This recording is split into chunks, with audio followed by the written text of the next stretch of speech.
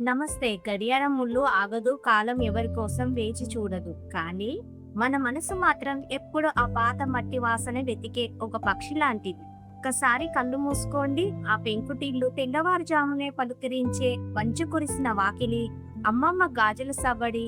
మనం ఎంత ఎదిగినా, ఎన్ని దేశాలు తిరిగినా, ఏ 5 స్టార్ హోటల్లో భోజనం తిన్నా మన ఆకిలి వెతికేది మాత్రం ఆనాడు అమ్మమ్మ చేతితో తినిపించిన ఆ మొదటి ముద్దనే. అప్పట్లో మనకు ఇడ్లీలు లేవు, పిజ్జాలు లేవు. ఉన్నదల్లా కల్తీ లేని ప్రేమ, ఉప్పులాంటి ఆరోగ్యం. ఆ రోజుల్లో మన వంట కేవలం ఆకలి తీర్చడానికే కాదు, అదొక ఆరోగ్యం.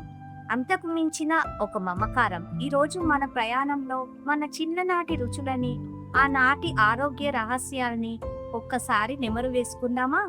గుర్తుందా?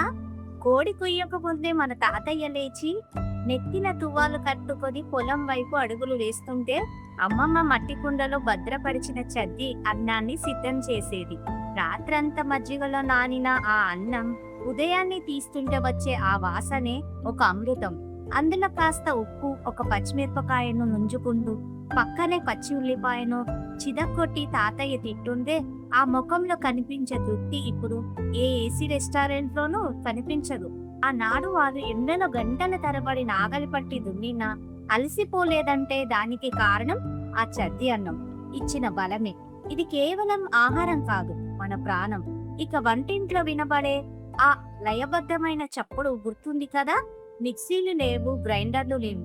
పెరట్లో పండిన దొండకాయలో బీరకాయలో కోసుకొచ్చి వాటిని కట్టెల పొయ్యి మీద దోరగా వేయించి రోట్లో వేసి అమ్మమ్మ నూరుతుంటే ఆ టక్ టక్ అనే చప్పుడు ఒక సంగీతంలా వీధి చివర వరకు వినిపించేది.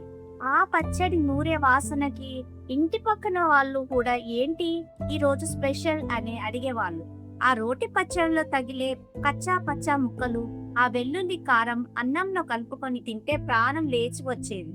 పచ్చడి నూరాక ఆ రోజులు అడుగున మిగిలిన అన్నం ముద్దను అందరికీ పంచుతుంటే ఆ ఒక్క ముద్ద కోసం మనం పడే తాపత్రయం, అది మమకారం కాక మరేమిటి?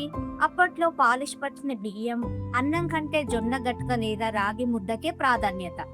జొన్నలను దంచి వండిన ఆ గడ్డక తింటే ముఖాల నొప్పులనే మాట లేదు. రాగి ముద్దను తెడ్డుతో తిప్పుతుంటే వచ్చే ఆ ఆవిరి, దాన్ని తడి చేతితో ముద్దను చుడుతుంటే వచ్చే ఆ వాసన, అదొక అద్భుతం.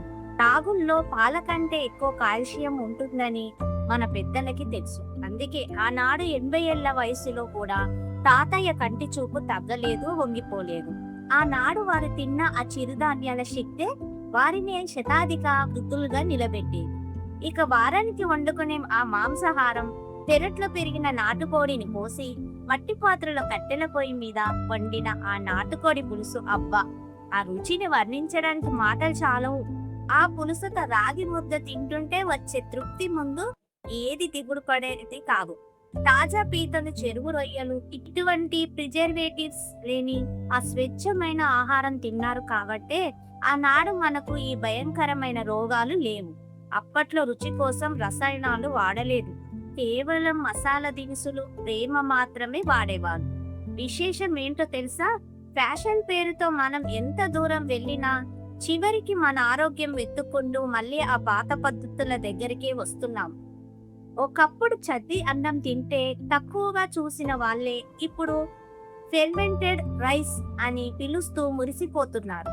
పేరు మారితే రేటు మారుతుందేమో కానీ ఆ పాత రుచి మాత్రం ఎక్కడికి పోతుంది? రాగి ముద్దలు, జొన్న రొట్టెలు ఇప్పుడు 5 స్టార్ హోటల్స్ లో స్పెషల్ ఐటమ్స్ అయ్యాయి. ఇక ఇప్పుడు ఎక్కడ చూసినా మిలెట్స్ అనే మాట మారుమోగిపోతుంది. ఒకప్పుడు మన పొలాల్లో ఏ ఖర్చు లేకుండా అతి సామాన్యంగా పండిన కొర్రలు, అరికెలు, సామనులు, సజ్జలు, ఇవన్నీ ఇప్పుడు మెరిసిపోయే ప్యాకెట్లోకి వచ్చి సూపర్ ఫుడ్స్ గా అవతారం ఎత్తాయి. ఒకప్పుడు మన చిరుధాన్యాలు ఇప్పుడు ఇంటర్నేషనల్ స్టార్స్ అన్నమాట. దీంతో తెలుసా? ఆనాడు మన తాతయ్యలు వీటిని తిని ఉప్పులాంటి శరీరంతో 100 ఏళ్ళు ఆయుష్తో నిండుగా ఉండేవారు. కానీ మనం మాత్రం జిమ్ములు, డైట్స్ ప్లాన్స్ చుట్టూ లక్షల రూపాయలు ఖర్చు చేస్తూ చివరికి మళ్ళీ ఆగే చిరుధాన్యాల దగ్గరికే చేరుతున్నా. గ్లామర్ తగిలించి ప్యాకెట్లో పెట్టి అమ్మితే తప్ప మన సొంత వస్తువు విలువ మనకు తెలియడం లేదు. పేరు మారినా, రూపం మారినా మన ప్రాణాన్ని నిలబెట్టే ఆ అసలైన బలం మాత్రం మన పాతకాలపు వంటింట్లోనే ఉంది. మనం మర్చిపోయి పక్కన పడేసిన మన తాతల అలవాట్లే ఇప్పుడు ప్రపంచానికి దారి చూపిస్తున్నాయి. అవును, పాతదే మళ్ళీ కొత్తగా మన ముందుకు వచ్చింది. కానీ ఆనాడు మన తాతయ్యలు ఆ మట్టి కుండల దగ్గర పొందిన ఆ తృప్తిని మాత్రం మనం మిస్ అవుతున్నాం. మనం ఎంత పెద్ద మేడలు కట్టినా ఆ పెంకుటిల్లు వాసన దొరకదు, కానీ ఆ రుచులను మళ్ళీ మన ఇంట్లోకి తెచ్చుకోవచ్చు కదా. మీ చిన్నతనంలో మీకు గుర్తున్న ఆ మొదటి ముద్ద జ్ఞాపకం ఏంటి? మీ తాతయ్యతో కలిసి పొలంలో గడిపిన క్షణాలు గుర్తొస్తున్నాయా? ఆ మధురమైన అనుభూతుల్ని కామెంట్స్ లో నాతో పంచుకోండి. ఈ వీడియో చూస్తున్నప్పుడు మీ మనసు ఒక్కసారి వెనక్కి వెళ్తే లైక్ చేసి మన ఛానల్ ని సబ్స్క్రైబ్ చేసుకోండి. మళ్ళీ మరో మధుర జ్ఞాపకంతో కలుద్దాం. అంతవరకు సెలవు. నమస్తే.